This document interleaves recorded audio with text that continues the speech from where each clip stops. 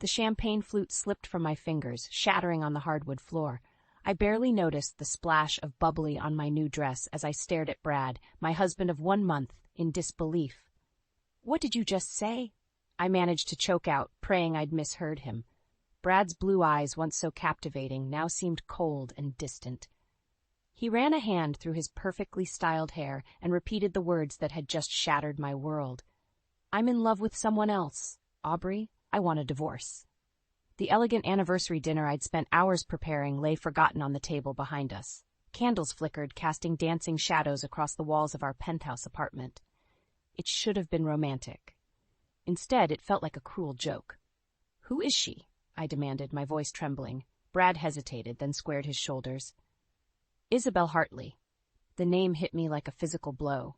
Isabel Hartley, the socialite whose face graced every society page and charity gala in the city. I'd always known Brad had a wandering eye, but this... "How long?" I whispered. 6 months, Brad admitted. "I'm sorry, Aubrey, I never meant for this to happen." A hysterical laugh bubbled up in my throat. "Never meant for it to happen? We've been married for 4 weeks, Brad. Did you even mean those vows?" He had the decency to look ashamed. "I thought I could make it work with us. I really did try." "Try?" I spat. "By sleeping with another woman behind my back?" Brad's expression hardened. "Look, I know this is a shock, but let's be adults about this. We can handle the divorce quietly, no need for a big scene." I gaped at him, fury rising to replace the initial shock. "A big scene? You drop this bomb on our anniversary and expect me to just roll over?" "Come on, Aubrey," Brad said, his tone patronizing. "You had to know deep down that this wasn't working. We've been drifting apart for years." "Because you've been cheating on me," I shouted, finally losing my composure. "God, how many times have I forgiven you? And now this." Brad's phone chimed. He glanced at it, then back at me. "I have to go. We can discuss the details later when you've calmed down." As he moved towards the door, something inside me snapped. I grabbed the nearest object, a crystal vase, another wedding gift, and hurled it at the wall. It exploded in a shower of glass, making Brad jump. "You want a divorce?" I snarled. "Fine. But don't think for a second I'm going to make this easy for you. I've stood by you for 10 years, Brad. I've forgiven every indiscretion, supported your career, been the perfect wife. No more." Brad's eyes widened slightly. For the first time, he looked uncertain. "What are you saying?" I straightened my spine, meeting his gaze with steel in my own. "I'm saying that if you want out of this marriage, it's going to cost you. Big time. Now, Aubrey, let's not be hasty." "Get out," I said, my voice low and dangerous. "Get out before I do something we'll both regret." Brad hesitated for a moment, then nodded curtly. As the door closed behind him, I sank to the floor, heedless of the broken glass. Tears threatened, but I blinked them back furiously. No more crying over Brad Thompson. No more being the understanding, forgiving wife. As I sat there, surrounded by the wreckage of my marriage, a new resolve began to form. Brad wanted a divorce? Fine. But he was about to learn that hell hath no fury like a woman scorned. I reached for my phone with shaking hands. It was time to call a lawyer. I stared at the divorce papers spread across my kitchen table, a half-empty bottle of wine within easy reach. It had been 3 days since Brad's bombshell, and the shock was finally wearing off, replaced by a simmering anger that threatened to boil over at any moment. My phone buzzed. Another message from my best friend Lydia. "How are you holding up, sweetie? Need me to come over?" I sighed, typing out a quick reply. "I'm fine. Just going over everything with the lawyer tomorrow. Talk soon." The truth was, I didn't want to see anyone. I didn't want their pity or their well-meaning advice. What I wanted was justice. As I poured another glass of wine, memories of the past decade flooded back. The first time I caught Brad cheating, just 2 years into our relationship. His tearful apologies, promises to change, and like a fool, I believed him. Then there was the work trip to Vegas that turned out to be a weekend with his secretary. The flirtatious texts I found on his phone from countless women. Each time I forgave him. Each time I thought things would be different. "Never again," I muttered, taking a long swig of wine. The doorbell rang, startling me out of my bitter reverie. I wasn't expecting anyone, and for a moment I considered ignoring it, but something compelled me to answer. I wish I hadn't. Brad stood in the hallway, looking annoyingly handsome in an expensive suit. "Aubrey," he said, his voice soft. "Can we talk? Every instinct screamed at me to slam the door in his face. Instead, I stepped aside, letting him in. "Nice suit," I said coldly. "Isabel's taste, I assume?" Brad winced. "Look, I know you're angry." "Angry doesn't begin to cover it," I snapped. "What do you want, Brad?" He ran a hand through his hair, a nervous gesture I once found endearing. Now it just irritated me. "I've been thinking about what you said, about the alimony." I raised an eyebrow. "And?" "I'm willing to be generous," he said, pulling out a folded document. "I had my lawyer draw this up. It's a fair settlement, Aubrey. More than fair, actually." I snatched the paper from his hand, scanning the numbers. My eyes widened. It was indeed generous, far more than I'd expected. "Why?" I demanded, suspicion creeping in. "What's the catch?" Brad sighed. "No catch. I want to make this right, or as right as it can be, given the circumstances." For a moment, I almost believed him, almost fell for the sincere look in his eyes, the regretful tone in his voice. But then I remembered all the times I'd heard this before. "Make it right?" I laughed bitterly. "You can't make this right, Brad. You've humiliated me, betrayed me, and for what? Some socialite who'll probably toss you aside the moment someone richer comes along?" Brad's expression hardened. "That's not fair. Isabel and I—" "I don't want to hear it." I cut him off. "You know what? Keep your generous offer. I'll see you in court." I crumpled up the settlement offer and threw it at his chest. Brad's eyes widened in surprise. "Aubrey, don't be foolish," he warned. "This is more than you'd get in any court settlement. Think about your future." His condescending tone was the final straw. "My future?" I hissed. "My future was supposed to be with you, Brad. But you threw that away, so now I'm going to build a new future. One where I don't have to depend on your generosity or anyone else's." I yanked open the door. "Get out, and tell your lawyer to prepare for war." As the door slammed behind him, I leaned against it, heart pounding. Part of me screamed that I was making a mistake, that I should take the money and run. But a stronger part, a part I'd buried for far too long, whispered something else. It whispered of justice, of standing up for myself at last, of making Brad pay for every lie, every betrayal. I walked back to the kitchen, bypassing the wine glass for the bottle itself. Tomorrow, I'd call my lawyer. Tomorrow, the real fight would begin. And this time, I wasn't backing down. I stood in the courthouse hallway, my heart pounding as I waited for my lawyer to emerge from the judge's chambers. The divorce proceedings had been a whirlwind, moving faster than I'd ever imagined possible.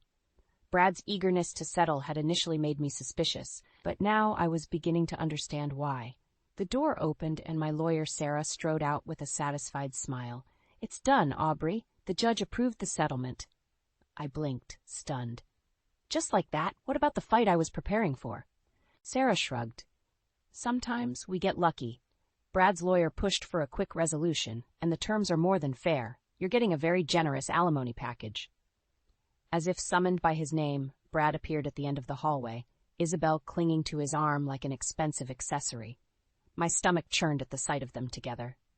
"Congratulations, Aubrey," Brad said, his tone maddeningly cordial. "I hope this settlement helps you start fresh." I wanted to slap the smug look off his face. Instead, I forced a smile. "Oh, it will. Thank you for your generosity." Isabel's eyes narrowed. "Brad, darling, we'll be late for the charity gala. We should go." As they turned to leave, I couldn't resist one parting shot. "Enjoy the high life, Brad. I hope it's worth it." He paused, looking back at me with an unreadable expression.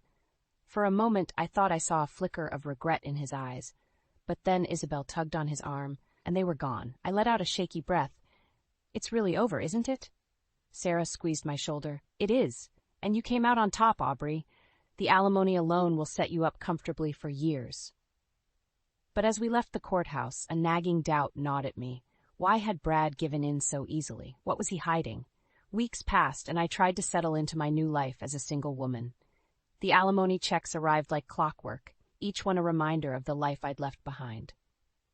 I should have felt victorious, relieved. Instead, I felt empty. One rainy afternoon, as I scrolled mindlessly through social media, a headline caught my eye. "Tech mogul Brad Thompson and socialite wife make splash at Hampton's gala."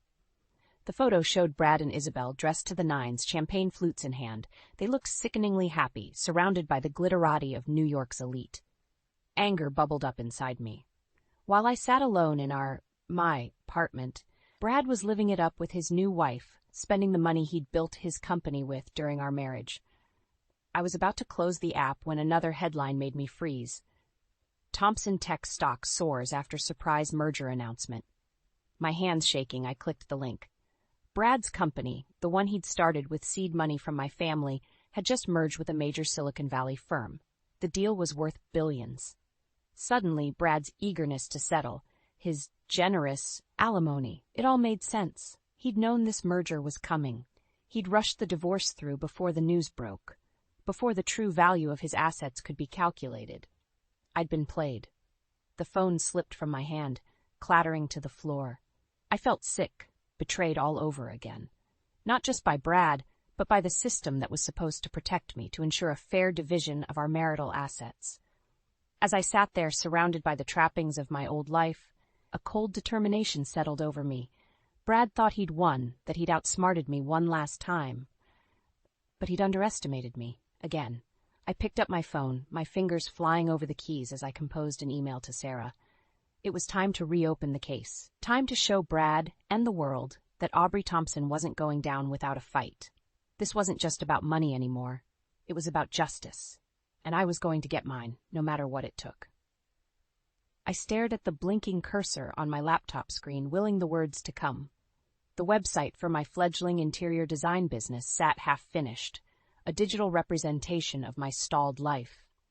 It had been 3 months since the divorce, and I was struggling to find my footing. The alimony checks from Brad sat untouched in my bank account. Using that money felt like admitting defeat, like letting him win all over again. But my savings were dwindling, and the rent on this apartment, our old apartment, was due soon. A knock at the door startled me from my thoughts. I opened it to find Lydia, arms laden with takeout bags. "Intervention time," she announced, breezing past me into the kitchen. "You've been ghosting everyone for weeks. Enough is enough." I sighed, following her. "I'm fine, Lydia, just busy with the new business." She fixed me with a skeptical look. "Uh-huh. And how's that going?" I gestured helplessly at my laptop. "It's a work in progress." Lydia's expression softened. "Sweetie, you can't keep punishing yourself. What happened with Brad wasn't your fault." "Wasn't it?" I countered, the bitterness I'd been suppressing bubbling to the surface. I was the one who kept forgiving him, who believed his lies. And now look at me, hiding in this apartment while he's out there living his best life with Isabel. Lydia grabbed my shoulders, forcing me to meet her gaze. "Listen to me, Aubrey. You are not the villain in this story. You're the hero. It's time you started acting like it." Her words hit me like a splash of cold water. She was right. I'd been wallowing in self-pity, letting Brad's betrayal define me. It was time to take control of my narrative. With newfound determination, I turned back to my laptop. "Help me finish this website," I said to Lydia. "It's time to launch this business for real." We worked through the night, fueled by takeout and determination. By dawn, Aubrey's Interiors was live, my portfolio of past projects proudly displayed for the world to see. As the sun rose, my phone pinged with a notification, my first client inquiry, then another and another. Lydia squealed, hugging me tight. "See? You've got this." For the first time in months, I felt a glimmer of hope. Maybe I could do this after all. But life, as I was learning, had a way of throwing curveballs when you least expected them. A week later, as I was preparing for my first official client meeting, my phone rang. It was Sarah, my lawyer. "Aubrey, we have a problem," she said, her voice tense. "Brad's lawyers are contesting the divorce settlement. They're claiming you knew about the merger before signing and are accusing you of fraud." The room spun around me. "What? That's ridiculous. I had no idea." "I know," Sarah cut in, "but they're pushing hard. If they win, you could lose everything. The alimony, the apartment, all of it." I sank onto the couch, my mind reeling. Just when I thought I was moving forward, Brad found a way to drag me back into his web of lies. "What do we do?" I whispered. Sarah's voice was grim. "We fight. But Aubrey, I need to know. Is there anything at all that could support their claims? Any conversations with Brad about the company before the divorce?" I racked my brain, thinking back to those tumultuous weeks. Then, with a jolt, I remembered, the night Brad came over with the settlement offer. He'd mentioned something about his company, about the future. I'd been too angry to pay attention at the time, but now... There might be, I admitted, my stomach churning. But Sarah, I swear I didn't know about the merger. I believe you, she said, but a good lawyer could twist this. We need to be prepared for a tough battle. As I hung up the phone, I stared at my newly launched website. The dream I'd just begun to build was already under threat. In that moment, I made a decision. I wouldn't let Brad destroy me again. If he wanted a fight, he'd get one. But this time, I'd be ready. I picked up my phone, dialing Lydia's number. I need your help, I said when she answered. It's time to dig up every bit of dirt we can find on Brad Thompson. No more playing nice. The game had changed, and I was determined to win. I never thought I'd find myself skulking outside a high-end restaurant, but desperate times call for desperate measures. Through the window, I could see Brad and Isabel laughing with a group of well-heeled socialites. The sight made my blood boil. "Are you sure about this?" Lydia whispered beside me. I nodded grimly. "We need dirt on Brad, and his new crowd is our best bet." We'd spent weeks digging into Brad's life, looking for anything to counter his fraud accusations. So far, we'd come up empty. But tonight, Brad was dining with Isabel's father, a notoriously shady businessman. If there was dirt to be found, it would be here. As the group exited the restaurant, Lydia and I ducked behind a parked car. Brad's voice carried in the night air. "Don't worry, Richard," he was saying to Isabel's father. "The SEC won't find anything. I've made sure of it." My heart raced. SEC? What had Brad gotten himself into? We trailed them to a nearby bar, slipping inside and finding a secluded booth. Brad and his group were at the bar, drinks flowing freely. As the night wore on, their voices grew louder, less guarded. "Another round," Brad called, his words slightly slurred, "to outsmarting the government and my ex-wife." Laughter erupted from the group. I clenched my fists, fighting the urge to march over and confront him. "Easy," Lydia murmured, placing a hand on my arm. "We're here for information, remember?" I took a deep breath, forcing myself to focus. That's when I heard it. Brad, bragging about cooking the books for his recent merger. "It was easy," he boasted. "Those idiots at the SEC don't have a clue. And Aubrey? She signed away her rights without even realizing what she was giving up." The words hit me like a physical blow. Brad hadn't just cheated on me, he'd committed fraud and used our divorce to cover his tracks. Suddenly, Isabel's shrill voice cut through the din. "Brad, darling, isn't that your ex-wife?" I froze, realizing too late that in my shock I'd stood up from our booth. Brad's eyes met mine across the room, widening in recognition and then narrowing in anger. "Time to go," Lydia hissed, grabbing my arm. We bolted for the exit, but Brad was faster. He caught up to us on the sidewalk, his face flushed with alcohol and rage. "What the hell are you doing here, Aubrey?" he demanded. I straightened my spine, meeting his gaze. "Just having a drink, Brad." "Is that a crime?" "Don't play dumb," he snarled. "You were spying on me. What did you hear?" "Enough," I shot back. "Enough to know that you're not just a cheater, but a criminal, too." Brad's face paled. For a moment, I thought he might hit me. Instead, he leaned in close, his breath hot on my face. "Listen carefully," he hissed. "You breathe a word of what you heard tonight to anyone, and I'll make sure you lose everything. The alimony, your precious little business, all of it. Do you understand me?" I should have been terrified. Instead, a strange calm washed over me. In that moment, I saw Brad for what he truly was. A bully, a coward, and a fraud. "No, Brad," I said quietly. "You listen. I'm not the same woman you married. I'm not afraid of you anymore. So go ahead, try to take everything from me. But remember this. I know your secrets now, and I'm not afraid to use them." I turned on my heel, leaving Brad sputtering on the sidewalk. As Lydia and I hurried away, my mind raced. I had the information I needed now, but using it came with enormous risk. If I exposed Brad's fraud, I could lose everything in the ensuing legal battle. But if I stayed silent, could I live with myself? As we reached my apartment, I made my decision. I turned to Lydia, my voice steady. "Call Sarah," I said. It's time to fight fire with fire.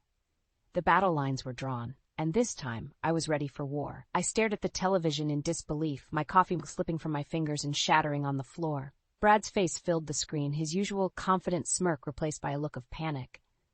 "Breaking news," the anchor announced. "Tech mogul Brad Thompson's company, Thompson Tech, is under investigation by the SEC for alleged fraud and insider trading." My phone erupted with notifications. Texts from Lydia, calls from Sarah, even messages from old mutual friends I hadn't spoken to in months. Everyone wanted to know, had I known? Was I involved? I ignored them all, my eyes glued to the screen as more details emerged. The merger that had made Brad millions was now unraveling, dragging down not just his company but several others connected to Isabel's family. A knock at the door startled me. I opened it to find Sarah, looking grim. "We need to talk," she said, pushing past me into the apartment. "The SEC wants to question you about Brad's activities during your marriage." My stomach dropped. But I didn't know anything. Sarah's expression was sympathetic but firm. "They don't know that, and given the timing of your divorce and the merger..." "They think I was in on it," I finished, feeling sick. As Sarah outlined our legal options, my mind raced. I thought of the night at the bar, of Brad's drunken boasts. I had evidence that could bury him, but using it meant admitting I'd been spying on him. It could make me look complicit. My phone buzzed again. This time it was a number I didn't recognize. Against my better judgment, I answered. "Aubrey?" Isabel's voice, usually so haughty, now sounded desperate. "Please, you have to help us. He's not handling this well." I laughed bitterly. "And why should I care?" "Because," Isabel's voice broke, "he's threatening to implicate you. He says if he goes down, he's taking you with him." The world seemed to tilt on its axis. I ended the call, turning to Sarah with wide eyes. "We have a problem." Hours later, I sat in a sleek conference room, facing a team of stern-faced SEC investigators. Sarah sat beside me, a reassuring presence as I recounted my marriage to Brad, the divorce, everything I knew about his business dealings. "Mrs. Thompson," one investigator leaned forward, "are you aware that your ex-husband claims you had full knowledge of the merger and its irregularities?" I took a deep breath, steeling myself. "I am now, but it's not true. Brad kept me in the dark about his business dealings throughout our marriage." "Can you prove that?" I hesitated, then nodded. "I can, but I need assurances that I won't be implicated for how I obtained this information." The investigators exchanged glances. "Go on," I recounted the night at the bar, playing the audio recording I'd secretly made on my phone. Brad's drunken confessions filled the room, damning him with every word. As the recording ended, a heavy silence fell. The lead investigator nodded slowly.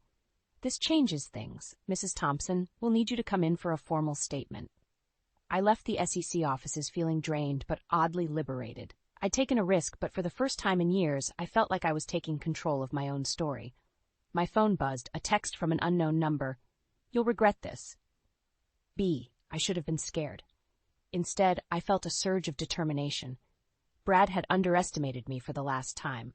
As I hailed a cab, my phone rang again. This time, it was my biggest client, calling to cancel our contract in light of the scandal. In the span of a day, I'd become toxic by association. I leaned back in the cab, closing my eyes. I'd done the right thing, but at what cost? My business, my reputation, my future, everything I'd worked so hard to rebuild was now hanging by a thread. But as the city lights blurred past the window, I made a silent vow. I'd survived Brad's betrayal once. I would survive this too. Whatever came next, I was ready to face it head-on. Little did I know, the real battle was just beginning. The pounding on my door jolted me awake. I glanced at the clock, 3:17 a.m. My heart raced as I approached the door, peering through the peephole. What I saw made my blood run cold.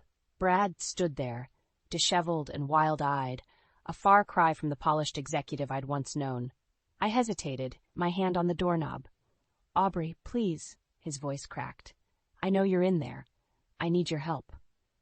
Against my better judgment, I opened the door. Brad stumbled in, reeking of alcohol and desperation. "What are you doing here?" I demanded, keeping my distance. Brad's eyes darted around the room. "It's all falling apart, Aubrey. The company, the merger, everything. Isabel left me. Her family's lawyers are circling like vultures." "And this concerns me how?" I crossed my arms, fighting to keep my voice steady.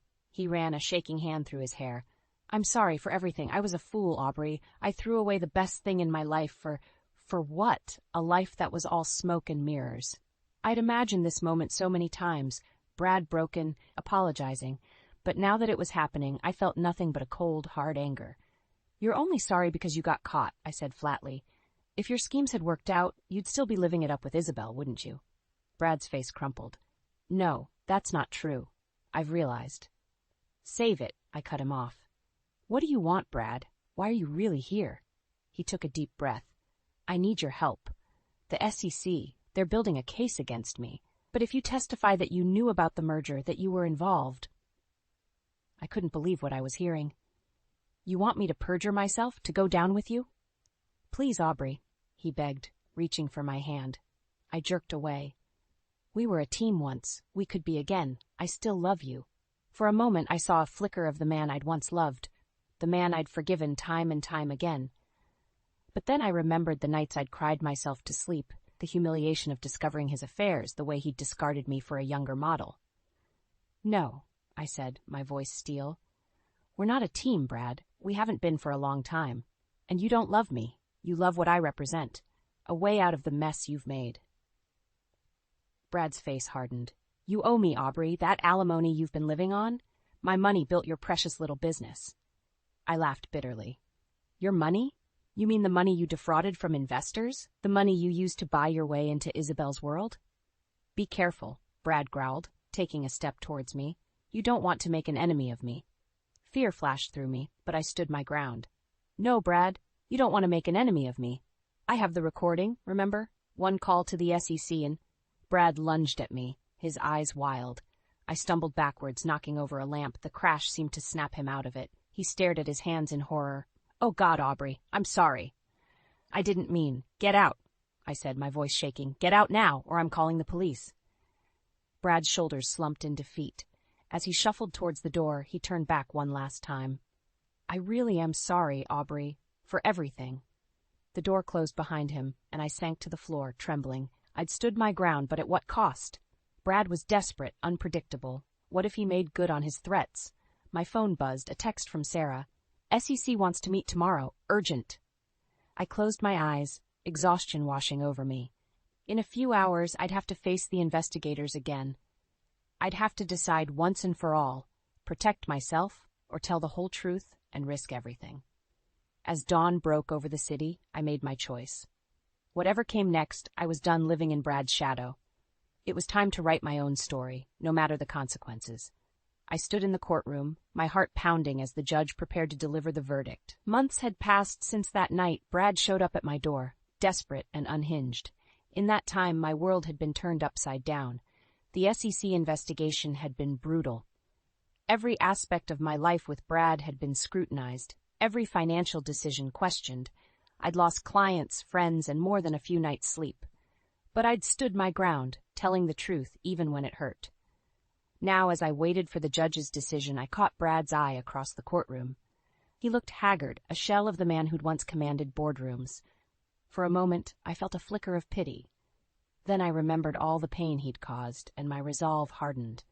In the matter of the United States versus Bradley Thompson, the judge began, her voice cutting through the tense silence. This court finds the defendant guilty on all counts of fraud and insider trading. A collective gasp rippled through the courtroom. I closed my eyes, a mix of relief and sadness washing over me. It was over. Finally, truly over.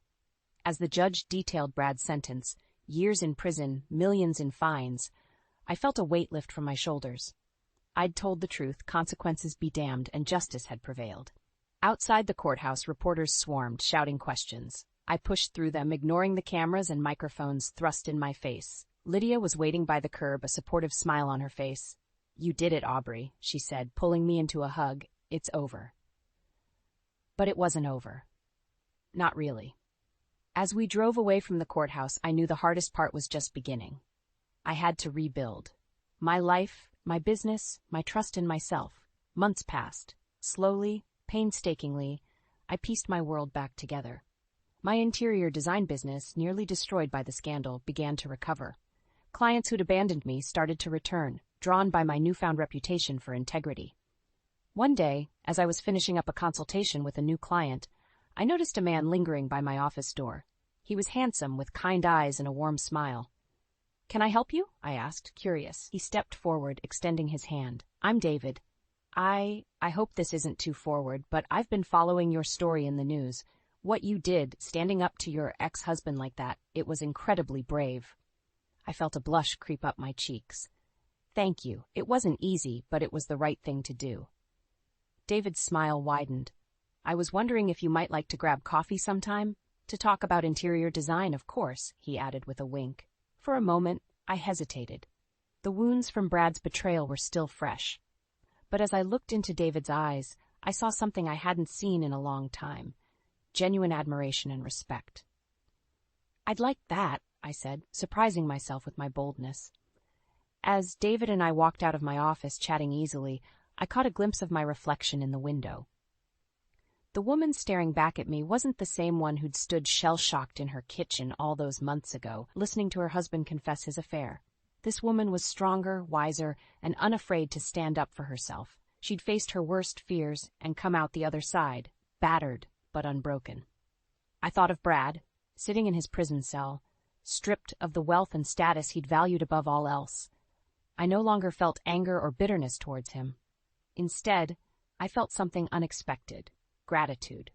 His betrayal had forced me to confront my own strength, to rebuild my life on my terms. In trying to destroy me, he'd inadvertently set me free. As David held the door open for me, I stepped out into the sunlight, ready to embrace whatever came next. The future was uncertain, but for the first time in years, I was excited to face it. My story wasn't over. It was just beginning.